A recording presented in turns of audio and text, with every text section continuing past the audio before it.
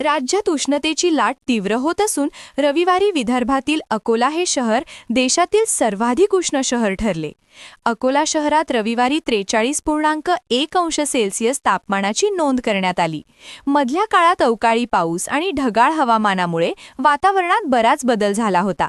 मात्र आता ढगाळ वातावरण दूर होताच 3 दिवसात विदर्भातील तापमानाचा पारा 5 अंश सेल्सिअसने वाढला. रविवारी अकोला जिल्ह्याचे तापमान 43.1 अंश सेल्सिअसपर्यंत पोहोचले.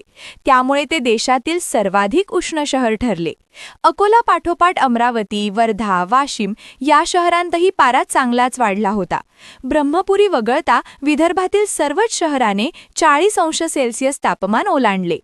हवामान खात्याने पुढील 8 ते 10 दिवस वातावरण कोरडे व उष्णतेची लाट कायम राहण्याची शक्यता वर्तवली आहे.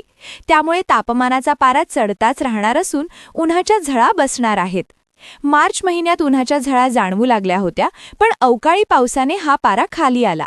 मात्र आता पुन्हा एकदा तापमानाने उसळी घेतली आहे.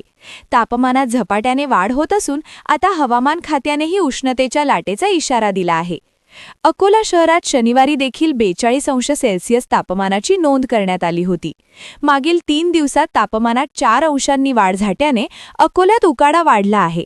गुरुवारी 38.7 अंशावर तापमान पोहोचले होते, पण शुक्रवारी या तापमानात वाढ होऊन ते 40.1 अंशांवर पोहोचले, तर शनिवारी 42 अंश तापमानाची नोंद करण्यात आली.